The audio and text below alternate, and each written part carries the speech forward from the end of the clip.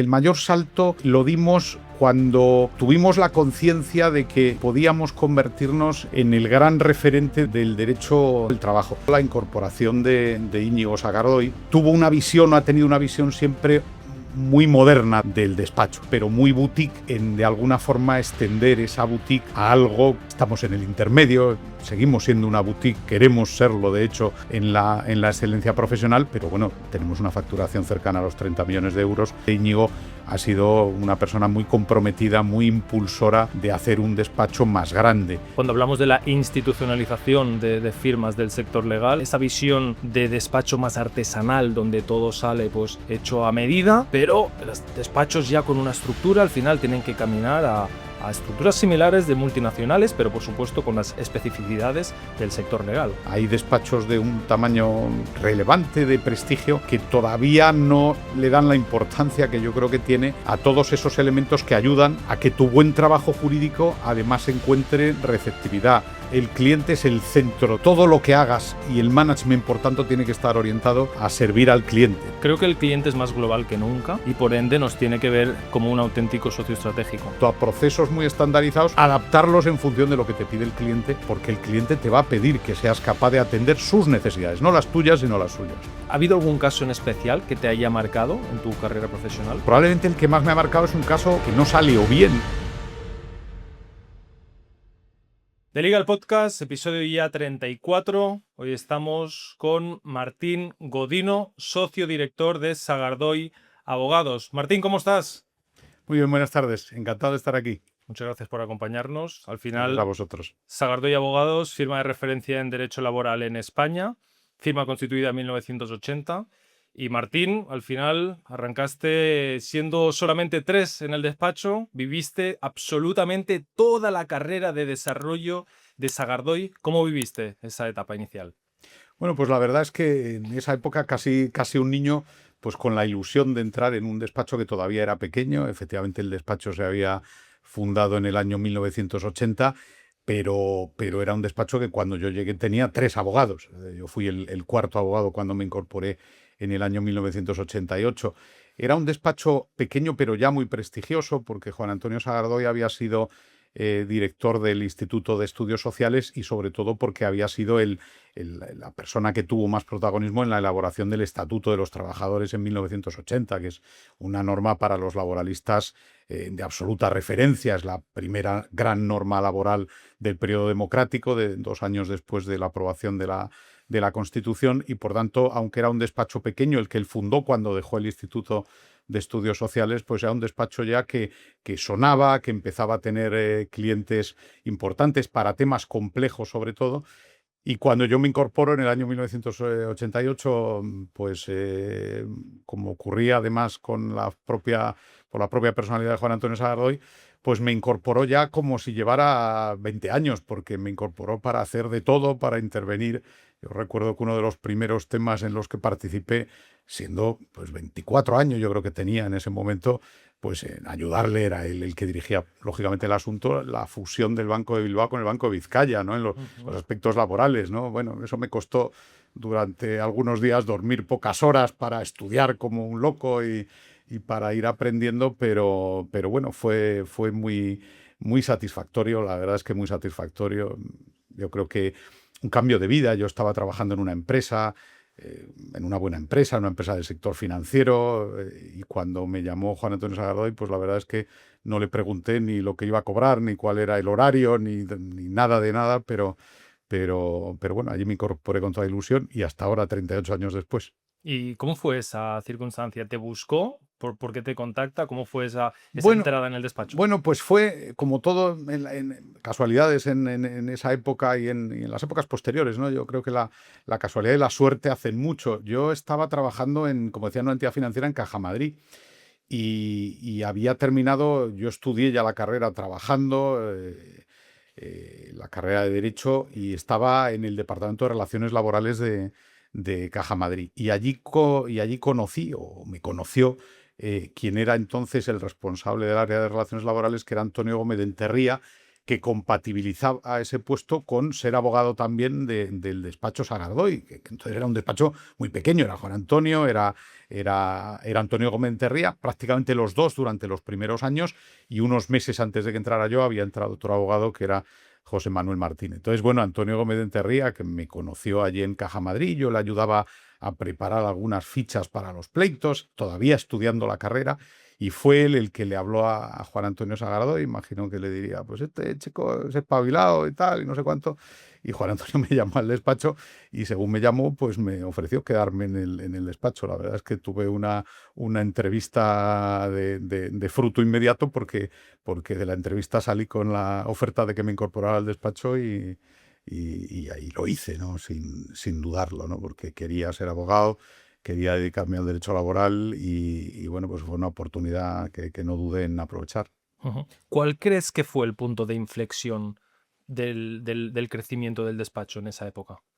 Bueno, yo creo que el crecimiento del despacho siempre ha sido un crecimiento bastante sostenido. No hemos tenido grandes picos, pero posiblemente yo diría que el mayor salto lo dimos cuando tuvimos la conciencia de que podíamos convertirnos en el gran referente del derecho del trabajo. El derecho del trabajo, a partir de la aprobación del Estatuto de los Trabajadores, la verdad es que en España dio un salto importante. La propia crisis que hubo ya en los años 90 hizo que muchas empresas necesitaran más los servicios laborales que lo habían necesitado en el pasado. En las propias empresas, la función de recursos humanos y de relaciones laborales ha tenido en estos años un avance claro. En aquella época era muy extraño que un director de recursos humanos estuviera en el comité de dirección de la empresa. En el comité de dirección estaba el director financiero, por supuesto, y comunicación y el comercial, pero recursos humanos era, bueno, yo creo que una función todavía no suficientemente valorada. Eso en los años que han transcurrido desde entonces, pues claramente ha cambiado hasta ser una de las funciones claves, no solo por la dificultad que tiene la gestión, sino por el impacto que tiene en la cuenta de resultados.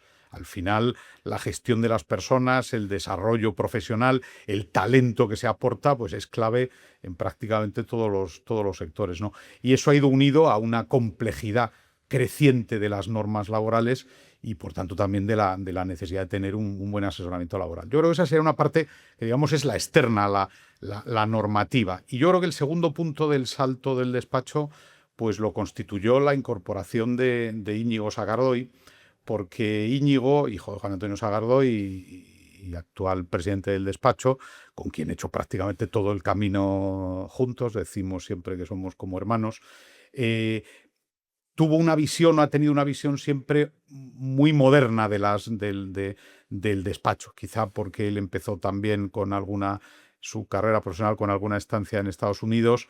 Yo creo que él sí tenía la idea de que el despacho, además de ser un despacho de mucha calidad, que lo era un despacho de referencia en la calidad, digamos, del producto, pero muy boutique, de alguna forma extender esa boutique a algo.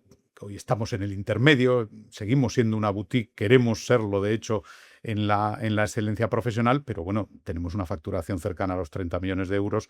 Bueno, ya no es un despacho pequeño, lo que podíamos entender por una boutique. Y en ese cambio, además del cambio de las propias circunstancias y de la evolución que ha tenido la legislación laboral en España, pues probablemente Íñigo ha sido una persona muy comprometida, muy impulsora de hacer un despacho más grande.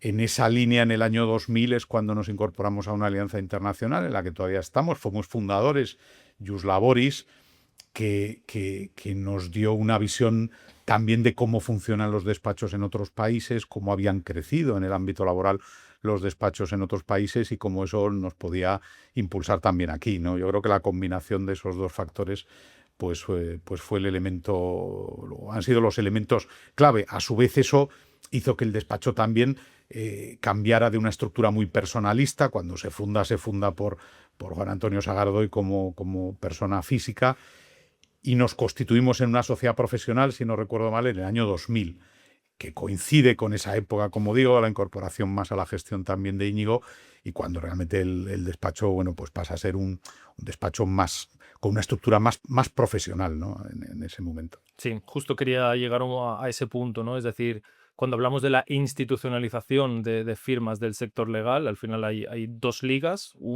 esa visión de despacho más artesanal, donde todo sale pues hecho a medida, pero los despachos ya con una estructura al final tienen que caminar a estructuras similares de multinacionales, pero por supuesto con las especificidades del sector legal, donde al final hay unos partnerships, unos modelos de retribución, unos sistemas y planes de carrera que hay que trasladar también a ese talento, una adaptación también en esa parte de procesos, inteligencia artificial y incentivos, marketing, comunicación. Son muchos los palos que hoy en día lleva a cabo una buena gestión, ¿no?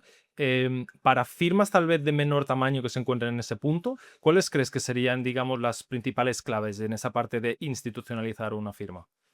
Claro, son muchas. Como bien señalabas, Marc, la verdad es que el salto de la pura artesanía legal, que es lo que inicialmente los abogados, para lo que estás formado además, Ujú. para atender en lo profesional y atender un asunto, a la gestión de un despacho cuando adquiere un determinado tamaño, pues el cambio es radical. Es radical y con una particularidad que solo se da además fundamentalmente, yo creo que solo se da en el sector legal o preferentemente en el sector legal, que es que la gestión profesional y la gestión que no es propiamente del ejercicio profesional, la desarrollan las mismas personas. Normalmente yo soy socio director del despacho, pero soy abogado. En otros sectores profesionales hay una cierta disociación entre lo que es el profesional experto, el médico da igual, o el agente de seguros o quien sea, y el que organiza la gestión, la comunicación, el marketing, etcétera, ¿no? Aquí la particularidad y la dificultad, que yo creo que cada vez va a ser más, también ahí creo que va a haber una evolución, está en que normalmente la hemos asumido las mismas personas en los despachos profesionales. Yo creo que el reto para los despachos que quieren convertirse en una firma institucionalizada que vaya más allá además de la vida de los fundadores, porque esa es la clave al final, que un despacho sobreviva a la primera generación de fundadores y si es posible a la segunda y a la tercera y a la cuarta, y para eso tiene que pasar a ser una institución, una empresa, y tienes por tanto que abordar todos esos elementos. Quizá el reto es que los abogados tienen que aprender a contar con profesionales que les ayuden en ese tránsito. Profesionales en el mundo de la comunicación, profesionales en el mundo del marketing, profesionales en el área de recursos humanos. Yo creo que ese es el gran cambio que nosotros hemos hecho y podemos decir que tenemos un equipo de profesionales en cada una de las áreas de soporte del despacho, pero el soporte ya no es algo estrictamente solo complementario, sino algo clave para el desarrollo del despacho, ¿no? Y yo creo que ese es el salto que en la abogacía todavía cuesta. Hay despachos de un tamaño, bueno, relevante, de prestigio, que todavía no le dan la importancia que yo creo que tiene a todos esos elementos que ayudan a que tu buen trabajo jurídico además encuentre receptividad, porque llega a los clientes, porque incorpora las herramientas tecnológicas modernas y adecuadas a tu trabajo, porque sabe comunicarse, porque sabe buscar nuevos nichos de mercado. Bueno, todo eso necesita profesionales y no siempre, no diría no solo no siempre, yo creo que casi nunca los abogados están preparados para hacer, no somos superhéroes que estemos capacitados para hacer todo, y necesitas incorporar profesionales que sean capaces de dotarte de todos esos elementos añadidos a la gestión como abogado, que evidentemente pues tiene que seguir siendo el punto central, ¿no? Ujú. Desde el despacho tuvisteis una visión muy moderna, digamos, y alineada con lo que quiere hoy en día el joven abogado y el talento, que es esa parte también de flexibilidad. Contáis con esa figura del autónomo, ¿no? ¿Cómo fue esa decisión en la cual pues, se tuvo que decidir si se apostaba más por el modelo tradicional de abogado dentro de la estructura o más bien dar esa flexibilidad en ese desarrollo de la carrera profesional? Bueno, yo creo que eso es un tema interesante ese porque yo creo que ha sido, en mi opinión, claramente, probablemente una de las claves del éxito del despacho, que es considerar a cada abogado de los que se han ido incorporando al despacho en sí mismo como un profesional con capacidad para generar negocio y para gestionar a los clientes. Y eso solo se puede hacer si realmente el abogado se considera comprometido porque está a gusto en el plano profesional, está a gusto en el plano personal y está a gusto en el plano económico, ¿no? Y por tanto, para nosotros la condición de autónomo no es una condición, no es fundamentalmente ligada a una naturaleza jurídica de la relación, sino a la forma en que nosotros vemos el abogado. El abogado tiene que tener capacidad para ordenar su trabajo, para ser flexible, para hablar con el cliente, para gestionar él mismo sus tiempos, su forma de actuar. No todos somos iguales, no todos los abogados trabajan de la misma manera, pero todos pueden aportar si cumplen el buen hacer, la calidad y el compromiso con el cliente fundamentalmente, que son los que definen que el negocio funcione, ¿no? Y nosotros creemos que eso ha sido clave, ¿no? Lo seguimos manteniendo así. Nosotros incorporamos la flexibilidad mucho antes de las modas como esta hora del teletrabajo, ¿no? Yo recuerdo desde los años 80 y 90, cuando me incorporé al despacho, que si tenía que hacer un recurso complejo, un informe complejo, pues me he quedado en mi casa haciéndolo. Pero eso lo hemos hecho todos los abogados en el despacho sin necesidad de tener una política específica o regulada de teletrabajo, sino como una forma de ejercer la profesión y de relacionarse con el despacho, ¿no?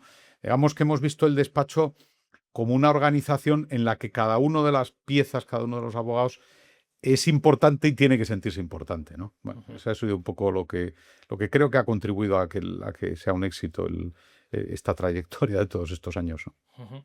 Veamos ahora un poco esa parte de flexibilidad en el management, ¿no? Hace unos días estábamos en Harvard estudiando distintos casos de estudio. Uno de ellos fue el caso de Littler, despacho de referencia a nivel global, a nivel de derecho laboral, más de 1.000 millones de facturación anual. Despacho americano, más de 25, 28 sedes, y al final, en su ultra especialización dentro del derecho laboral, uno de sus principales clientes planteaba una reducción muy importante de más de un 20% en costes legales, ¿no? Al final, el despacho quiso reinventar y realmente crear también una unidad de negocio mucho más apalancada de paralegales, mucho más apalancada de tecnología, de procesos estandarizados y buscando esa eficiencia para realmente poder encontrar esas situaciones ganar-ganar para que el cliente pues siga contando contigo, pero sin que decaiga esa facturación y buscando pues formas más creativas, ¿no? ¿Cómo debe ser hoy en día ese management de una firma que quiere competir al más alto nivel? En vuestro caso, estáis en Chambers, banda 1, junto pues Garrigues, Cuatro Casas, Uría, Baker McKenzie. Al final sois una de las grandes firmas de referencia.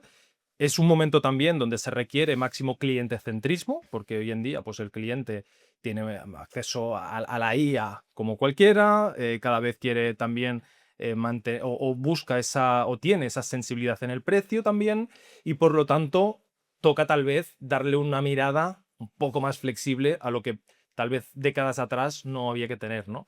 ¿Qué piensas al respecto? Bueno, yo creo primero, yo creo que el elemento fundamental de partida, y porque lo otro es una consecuencia de eso, es que el cliente es el centro en los servicios profesionales. Todo lo que hagas y el management, por tanto, tiene que estar orientado a servir al cliente, ¿no? Y con esa visión, que esa visión tiene que estar en todo, y esa visión tiene que estar en lo que le aportas, en cómo le atiendes, en los tiempos de respuesta, que cada vez son más exigentes. El cliente ya no quiere, no es que no quiera, no le vale una respuesta para dentro de la semana que viene, quiere una respuesta inmediata. También el propio modelo de trabajo que ha hecho que cambie, pero con la misma visión de que lo que tienes es que estar pendiente de qué quiere el cliente. El cliente hoy no quiere. Yo recuerdo hacer informes, incluso cuando empecé el ejercicio, de 50 hojas sobre una materia. Eso es absolutamente hoy extraordinario, salvo por alguna particularidad en algunos ámbitos, sobre todo institucionales, públicos en general, más que privados. Pero el cliente lo que quiere es una solución en un email de 6 líneas. Quiero que me digas qué hago.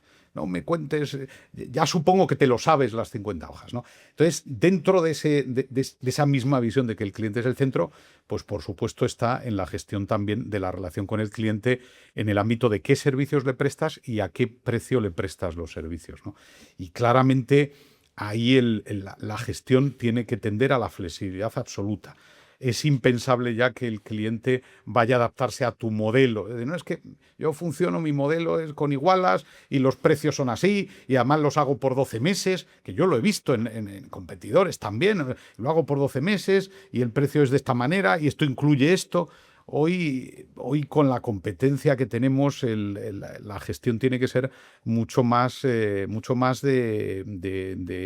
sastrería, tiene que ser mucho más a medida. Hay que adaptarse al cliente en todo. Hay que ver cómo le puedes. Por supuesto, tienes que controlar tus costes y tu forma de gestión y sobre todo la rentabilidad del cliente, que para el despacho, esto para los abogados también en tiempo sea raro hasta hablar de eso, ojo, la rentabilidad, ¿no? Pero bueno, esto es una empresa y tiene que ser rentable. Pero cuidando tu rentabilidad y tu margen, tienes que adaptarte en la gestión de los procesos, de la forma en la que prestas los servicios, del precio al que prestas los servicios, tienes que adaptarte a las necesidades del cliente y eso exige mucha agilidad. Eso tiene una dificultad y es que, y antes hablábamos de las herramientas tecnológicas, claro, las herramientas tecnológicas te facilitan mucho la definición de procesos. Y lo que estamos diciendo a veces va en contra de procesos muy estandarizados. Entonces, la combinación de que tienes que tener procesos estandarizados, entre otras cosas porque las herramientas tecnológicas te ayudan a tenerlos y eso te permite ganar en escalabilidad, pero además ser a la vez capaces. El ejemplo que ponías de Lidler es interesante, es un despacho que conocemos mucho y son buenos amigos sus gestores. Tienes que tener la capacidad de, junto a procesos muy estandarizados, adaptarlos en función de lo que te pide el cliente, porque el cliente te va a pedir que seas capaz de atender sus necesidades, no las tuyas, sino las suyas. Y eso claramente no es que sea una tendencia, es una necesidad absoluta de supervivencia, ¿no? Hablabas de las herramientas. ¿Crees que los despachos tienen que ser más baratos gracias a contar con esta eficiencia? ¿O subir precios porque tienen unos costes también muy elevados? ¿Qué piensas sobre este tema? Pues muy interesante. Ese es un debate ahora, es lo que hablamos cada vez que nos juntamos varios abogados de despachos distintos, varios socios, y hablas de eso, ¿no? De qué va a ocurrir con el impacto de la tecnología. ¿Puede tener un impacto en precio? Puede tenerlo. Hay clientes ya multinacionales, nosotros hemos tenido ya algún caso donde nos ha dicho, oye, como usarás, presupongo, la tecnología y la inteligencia artificial en la resolución de algunos de los asuntos que te encargamos, nos tienes que bajar los precios. O sea, ese debate ya está, no es debate, es exigencia, ¿no? Pero a la vez es verdad que, en mi opinión, lo que va a cambiar es probablemente la estructura profesional de los despachos. El despacho profesional de referencia de primer nivel va a tener que aportar, y eso va a cambiar, yo creo, también la propia composición profesional de la plantilla de los despachos, tiene que aportar justo lo que va después de donde no llega la inteligencia artificial. Yo creo que cada vez más vamos a tener requerimientos, y eso es lo único que te va a permitir además mantener los precios, que es un requerimiento de valor añadido. El conocimiento como tal, el conocimiento en el sentido de saber cuál es la respuesta a determinada pregunta legal, ha dejado de tener valor o ha minimizado el valor porque lo tiene todo el mundo. Tú puedes perfectamente preguntar, oye, ¿puedo pedir una excedencia? Llevo 2 años y estoy en dificultades, y lo va a contestar igual que te lo puede dar cualquier profesional de la abogacía. El valor añadido va a estar en que además de eso te recomiende una estrategia de actuación, cómo puedes minimizar los efectos, disminuir los riesgos, gestionar ese proceso, etcétera, ¿no? Y eso va a requerir abogados más capacitados y con una cierta seniority. Probablemente el reto para los despachos va a estar en cómo hacer que los abogados jóvenes se incorporen a la capacidad de dar ese valor añadido con mayor rapidez. Porque la tarea que durante mucho tiempo los jóvenes abogados, cuando yo estaba, que te pasabas buscando con los aranzadis tirados en el suelo horas para buscar una sentencia, esa ha desaparecido. Esa ha desaparecido porque está a golpe de un clic, ¿no? Y como ha desaparecido, el abogado tiene que avanzar, los buenos abogados, mucho más deprisa en aportar lo que va después de eso, del conocimiento, ¿no? Bueno, eso es una revolución en el sector, yo creo que en más sectores probablemente, pero en el sector legal es una absoluta revolución, ¿no? Que obliga a cuestionarse lo que damos, cómo lo damos al cliente, cómo le llevas a pensar que sigues valiendo a pesar de que lo que es el puro conocimiento él lo encuentra también, se suscribe y paga 30 euros o 100 o los que pague por cualquiera de las herramientas legales y le da la misma respuesta que le voy a dar yo si solo le doy la respuesta legal. o piensa que le voy a dar más de consejo, de asesoramiento. Yo creo que nos obliga a ser socios de los clientes, o sea, acompañarles en el problema que tienen, en identificarse, en conocer la empresa, cómo se relaciona el problema legal que tienen con el problema de posicionamiento de la empresa, de estrategia empresarial, etcétera, ¿no? Si no somos capaces de hacer eso, yo creo que tenemos bueno, un camino no fácil en los próximos años, ¿no? ¿Y qué opinas de Harvey, de Claude? ¿Qué opinión te merecen estas herramientas? Bueno, yo creo que son espectaculares. Yo ya tengo unos años, yo me parece que es ciencia ficción. O sea, lo que me sigue pareciendo ciencia ficción cuando lo pruebo y no soy soy más bien torpe, pero en fin, me ayudan a ver, busca y tal. Y es impresionante. O sea, quiero decir que a cualquier pregunta te pueda, y además te lo ordeno, te resumo el documento, yo creo que son extraordinarias. Es verdad que todas estas herramientas, tanto las específicamente jurídicas como las más generalistas, van a una velocidad de desarrollo que hacen difícil para los usuarios, que somos todos, definir cuál usas, porque también puedes entrar en un momento de locura, primero de locura inversora, porque todas tienen un coste y todas van mejorando, y van mejorando además con versiones que antes tardaban en salir un año y ahora tardan un mes en mejorarla, ¿no? Pero realmente son ayudas extraordinarias. Yo lo que creo es que tenemos que ser capaces de que sean herramientas muy buenas, importantes, que nos quitan tiempo, pero que son herramientas a partir de las cuales, y partiendo de ese conocimiento, de esa información que te transmiten, ser capaz de transformarlas en soluciones, capaz de transformarlas en respuestas útiles para los clientes. Yo creo que eso es lo que tiene que seguir haciendo que podamos dar valor la profesión, los profesionales del mundo jurídico. Pero realmente es espectacular. O sea, el desarrollo de la tecnología, yo creo que en el sector legal, además, supongo que en otros también, por lo que veo y oigo en el sector sanitario, etcétera, pero en el sector legal yo creo que la aportación es trascendental, porque es verdad que es un sector que requiere de mucha compilación de conocimiento. Al final, cuando acudes a resolver un problema, pues tienes muchas normas en juego, muchas sentencias de tribunales distintos, y la capacidad de la inteligencia artificial para compilar todo eso, ordenarlo, refundirlo, ordenarlo en muy poco tiempo, bueno, en segundos, pues es, claro, absolutamente espectacular. Sí, y ahí te diré también, Martín, que un punto donde se ve al abogado brillante del menos es también en esa aportación de criterio que sí o sí tiene que existir. Lo que no vale es confiar en la IA, no releer, mandar cualquier cosa. Hemos visto sanciones desde a jueces, a Sí, abogados, hemos visto que esas alucinaciones están ahí. Están sí. ahí. Creo que es muy importante tener presencia. La gente vive con prisa, cortoplacismo absoluto, pero en cambio, qué importante es acto de presencia, revisa bien el escrito, aporta tu criterio, frénate, no mandes, tómate el tiempo, aporta ese valor añadido, que lo sienta tu cliente y luego, pues, por supuesto, pues apóyate en todo ese conocimiento o ese trabajo que ya viene, ¿no? Pero qué importante es esa parte de aportación de criterio, ¿cierto? Muy importante, muy importante. Yo creo que ese es uno de las cuestiones o de los retos con los que hay que pelear, sobre todo con los abogados más jóvenes, ¿no? Porque efectivamente hay una tentación, aparte ya de que efectivamente ya hay sanciones, etcétera, es decir, hay un tema de responsabilidad además. Pero más allá de la responsabilidad, hay que pelear contra lo cómodo, porque es verdad que es tan tentador, o sea, el tener la respuesta inmediata. Oye, yo le pregunto aquí, es que me ha dado, ¿le puede despedir a alguien? Bueno, está ahí 3 sentencias, la última. Y efectivamente la tentación es trasladar eso sin más.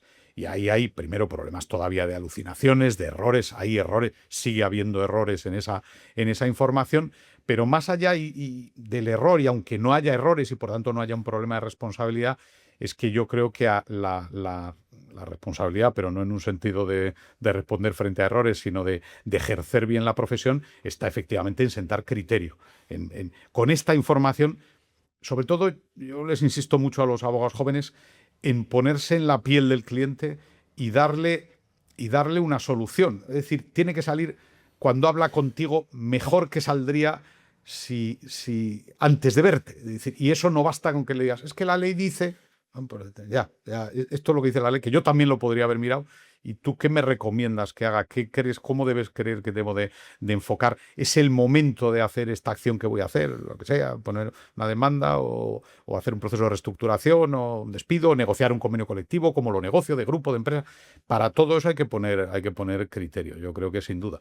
Al revés, yo creo que el criterio, esa es la diferencia. Yo creo que el criterio va a tener más valor que nunca, precisamente porque es el que no es estandarizable ni te lo da la inteligencia artificial, por lo menos de momento, afortunadamente, ¿no? Eso es. Al final, trabajáis con más del 90% de empresas del IBEX 35.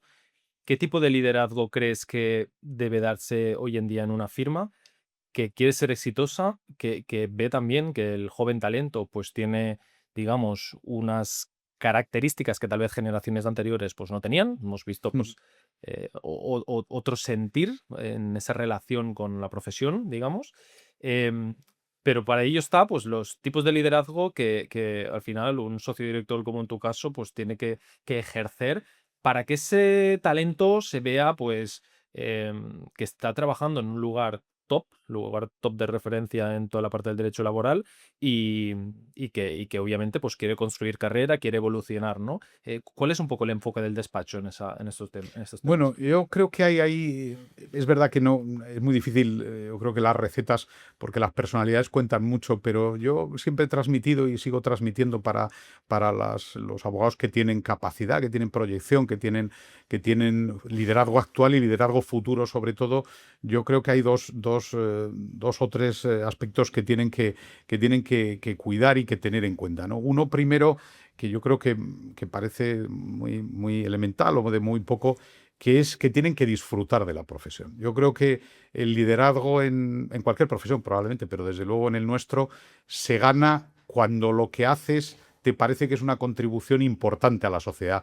Lo disfrutas, te lo pasas bien y además crees que estás aportando de veras valor social. Yo tengo la convicción de que los abogados en el ámbito laboral, que es el nuestro, y en cualquier ámbito, pero en el ámbito nuestro, hacemos que sea mejor el mundo, es decir, hacemos que las relaciones sean mejores. Yo defiendo mucho el que los abogados tenemos que servir para pacificar conflictos, no para crearlos. Y en eso probablemente tenemos una visión de la sociedad que tenemos que mejorar, porque no sé si es la mejor, ¿no? El abogado tiene que estar para ayudar a resolver problemas, no para crearlos donde no los hay. Y yo creo que eso es un elemento que hay que transmitirlo al líder en este ámbito, ¿no? Que su función es una función también social, que es crear mejores relaciones y mejores respuestas a los conflictos que surgen y que son inevitables que surjan. La diferencia no está en que exista el conflicto, sino cómo lo resuelves, ¿no? Y luego hay una segunda que yo creo que es también, yo creo que también clave, que es el compromiso. Y el compromiso es un factor de liderazgo clave, que es el compromiso con los clientes y con los compañeros. Yo creo que también son dos elementos. El liderazgo se ejerce por comparación, por empatía, por visión. Es decir, el líder el líder no puede serlo porque se llame a sí mismo líder, ni siquiera porque le pongan el título, sino porque los demás le reconozcan como una persona que ayuda, que está comprometida, que cree en el proyecto, que involucra a otros en el proyecto, que hace sacar lo mejor de cada uno de los que tienen el equipo. Bueno, yo creo que todo eso es lo que construye el liderazgo, ¿no? Y al final, yo creo que el liderazgo se va construyendo por copia. Luego cada uno tiene su personalidad, la desarrolla de una manera, ¿no? Pero en el origen, yo creo que he aprendido de las personas que han sido referentes mías, he aprendido de Juan Antonio Sagardoy, de algún otro fundador del despacho, de Antonio Gómez de Ría, que antes le citaba, que fue el segundo abogado que entró en el despacho, y de esas personas aprendes cómo se comprometen, cómo se dedicaban, cómo trataban a los clientes, cómo hacían que tú, que eras, yo cuando entré con 24 años, pues un niño y sin embargo te sintieras alguien importante. Yo creo que toda esa forma de ejercer el liderazgo es lo que por emulación hace que puedas seguirlo, o cada uno con su estilo natural, que las personas no somos nadie igual a otro, ¿no? Ujú. Has vivido casos mediáticos, ¿no? El caso de Inditex, por ejemplo, fue uno de ellos, una de las empresas españolas de mayor rentabilidad, donde hubo huelga durante meses. Ahí tuviste que ejecutar el rol de arquitecto de la paz, digamos, ¿no? Consensuar. Me gustaría preguntarte, ¿ha habido algún caso en especial que te haya marcado en tu carrera profesional? Pues mira, yo esto no debería hacerlo porque creo que he tenido éxito en la mayoría de los casos que he llevado y en mi trayectoria profesional. Y antes decía, si es verdad, trabajamos con casi todas las grandes empresas españolas y muchas multinacionales. Pero probablemente el que más me ha marcado es un caso que no salió bien, ¿no? Pero es de los que hay que aprender. Esto es de poco marketing decirlo, que es el caso Coca-Cola. Nosotros asesoramos a Coca-Cola en el proceso que hace ya más de 10 años, 11 años, que tuvo mucho impacto mediático, con conflicto social muy relevante, porque se produjo el cierre de algunas fábricas, un conflicto duro, en fin, con mucho impacto, y que no salió bien. O sea, no salió bien en términos sobre todo de gestión del conflicto, porque fue un conflicto donde la opinión pública claramente pues percibió a que es una multinacional americana, importante, bueno, obviamente con una marca muy reconocida, y probablemente pues eso pues hacía que tuviera todas las papeletas para generarse. Pero yo creo que de ese asunto, que como digo, no salió todo lo bien que queríamos, ¿no? Aunque terminó reconduciéndose, pues yo creo que aprendí mucho porque aprendí a no dar por supuesto que lo que ha salido bien o ha servido para resolver algunos conflictos, y hemos intervenido en muchos mediáticos de empresas muy importantes que han salido bien. Antes citabas uno, y yo creo que en general es lo que ha ocurrido, pero cuando sale mal, la enseñanza que te llevas es que hay que hacerlo mejor, y que sobre todo no puedes pensar que porque te han salido bien 10, el undécimo va a salir también bien, ¿no? Hay que analizar mucho cada caso, ser muy consciente de las repercusiones públicas. Yo creo que además, estando en esta casa, se puede decir especialmente de la importancia de la comunicación, de la importancia de la comunicación, y quizá especialmente en los momentos de crisis. Es decir, de tener en cuenta todos los stakeholders que están alrededor, y no solo el problema legal y cómo pueden responder ante una situación de conflicto social, etcétera, cuando tienes detrás marcas poderosas con una reputación a proteger, ¿no? Y bueno, yo creo que aprendí mucho. Creo que en fin, no ha vuelto a pasar, ¿no? Desde hace 11 años, y Fue en 2013, me ha ¿verdad? servido. 2013 o 2014. Sí, 2014 yo creo que fue. 14, ¿no? Yo creo que empezó en el 13 y en el 14 fue el momento culminante, sí, Sí, sí, efectivamente, sí. sí. Sí, sí. Sí, sí. Recuerdo que un año después nosotros estamos asesorando en la parte de litigation PR a la Administración Concursal de Banco Madrid, Ah, sí. donde fue un tema Sí. también, donde también recuerdo que esa Garraudilla También, sí, sí, estaba también sí, sí, involucrada, efectivamente. y también fue otro caso muy, muy mediático. Sí, sí, sin duda, sin duda.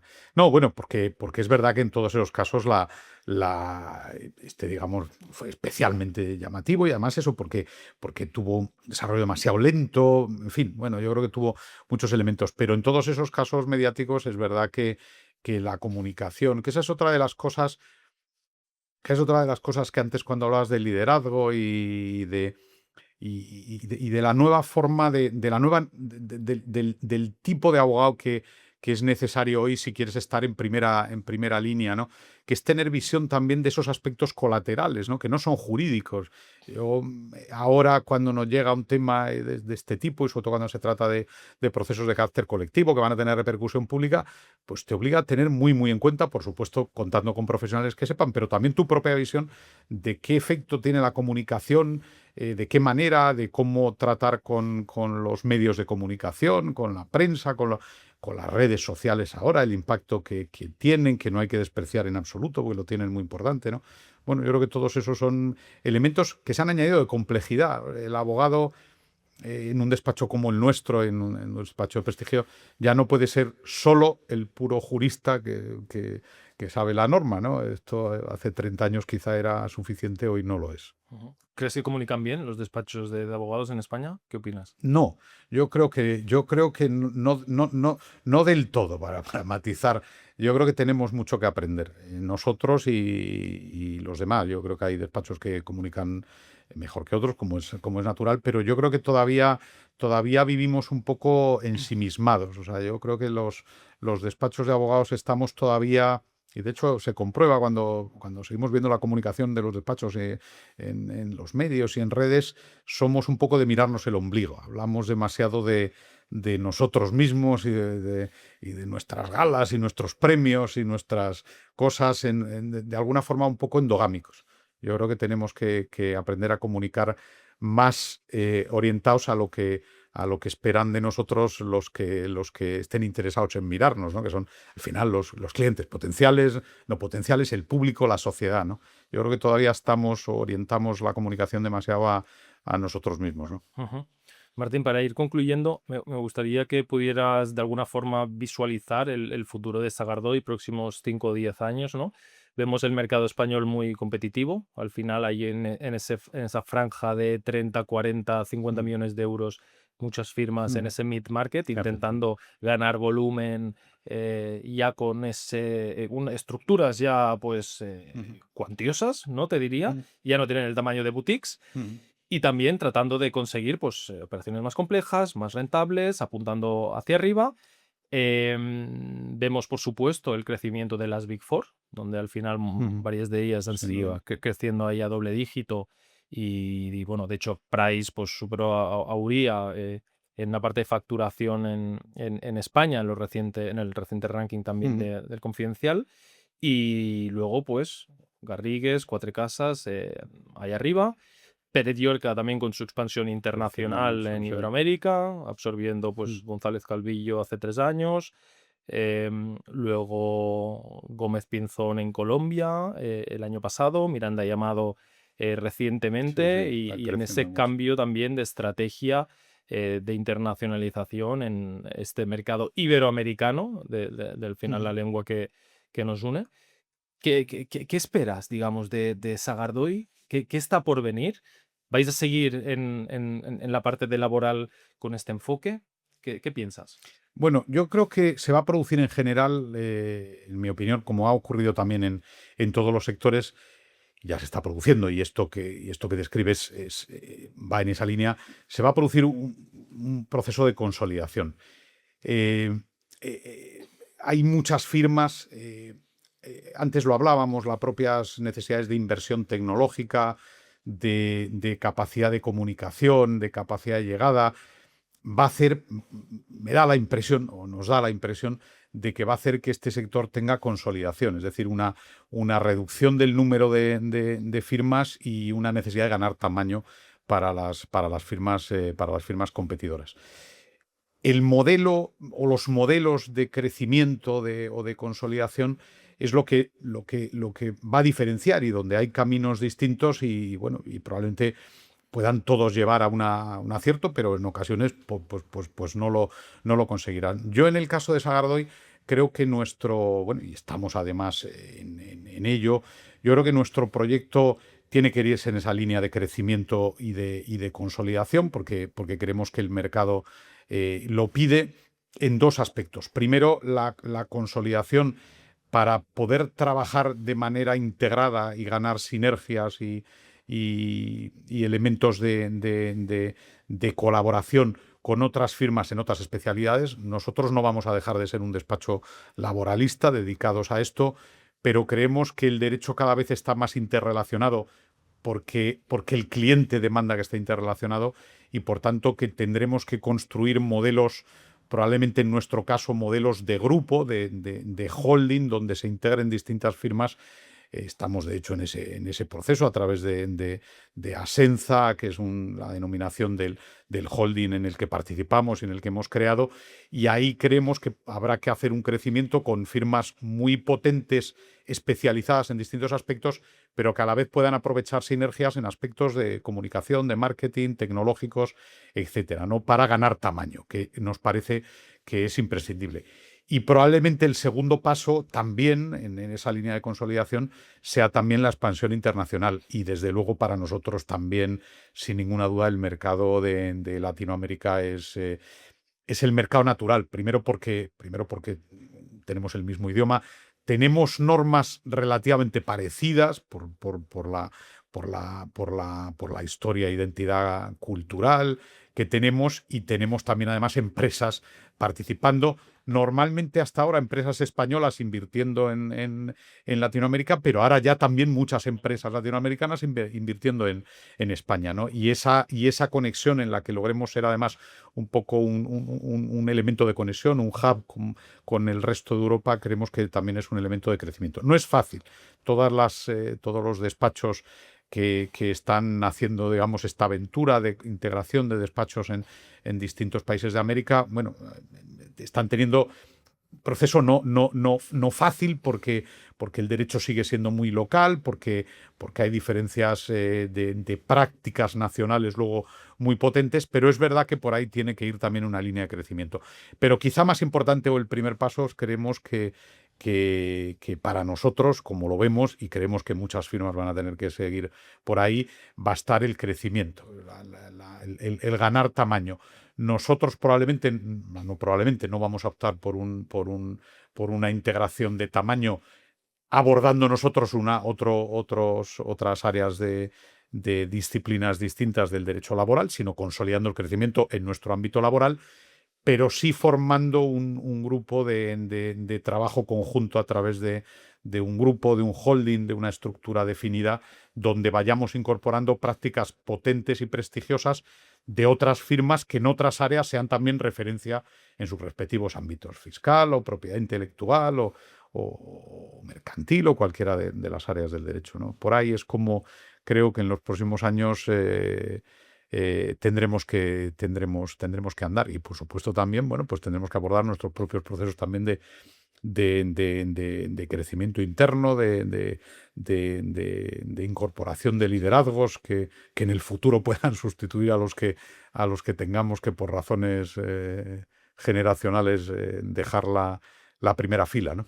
Sí, creo que el cliente es más global que nunca y por ende nos tiene que ver como un auténtico socio estratégico. Exactamente, Y por, totalmente. y por ello, si tiene una necesidad en México, quien realmente con el estándar de una firma como Sagardoy puede prestar ese servicio, o Sagardoy México, ¿no? Es decir, al Sin final duda.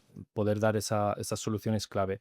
Yo creo que al final también ha habido es muy interesante estudiar la historia, ¿no? De qué ha sucedido la última década en esos movimientos de firmas principalmente españolas en sus aperturas latinoamericanas, también por supuesto de las firmas latinoamericanas que han abierto Ujú. oficina en España, tanto especialmente en Madrid, aunque alguna también en Barcelona, dos de ellas de hecho de Perú han abierto también en Barcelona, pero principalmente Ujú. en, en Madrid. Y, y luego, pues casos a estudiar, como por ejemplo el caso de Quatre Casas, donde muchos años, hasta el año 2015, al final su estrategia pasaba por una estrategia de best friends, cuando al final Pemex le obliga en México a operar bajo un equipo propio, pues ahí crea su primera Sí, estructura, 7, 8 abogados, pero hoy en día son más de 90. sí, sí, con Son éxito, más ¿no? de 90, ¿no? Por lo tanto, y luego los contratadores de servicios jurídicos, los General Counsel, lo que valoran también mucho de las firmas españolas es esa voluntad de entender muy bien cómo quieren trabajar, de comprender muy bien los procesos, las personas, no de poner el cronómetro desde el segundo cero. O sea, no funciona. Y por lo tanto, como hay firmas en países en América Latina en este punto, digamos, que siguen operando de esta forma, hay General Counsel que valoran de las firmas españolas ese punto, ¿no?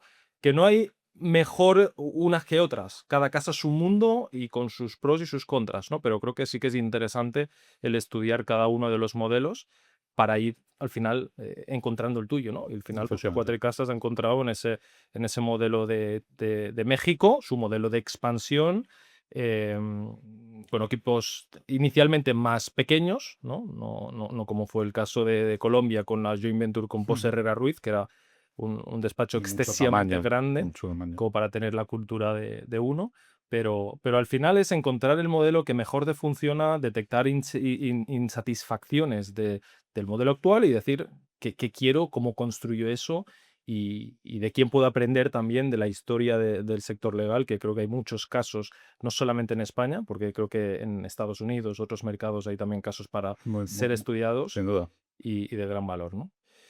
Martín, ha sido un placer enorme tenerte aquí, Igualmente. conocer más sobre el despacho, sobre vuestras ideas, sobre ese desarrollo y esa práctica referencia en España en derecho laboral. Mucha suerte de aquí en adelante Muchas gracias, Marc. y avanzar como siempre. Muchísimas gracias. Ha sido un placer, Marc. Encantado de haber estado aquí charlando este rato. Yo creo que hacéis una labor muy importante con estas entrevistas. Nos ayudáis muchos a los despachos y a los que dirigimos los despachos también a ver por dónde avanza y cómo se mueve el sector legal en los distintos aspectos. Muy bien, muchas gracias. Gracias.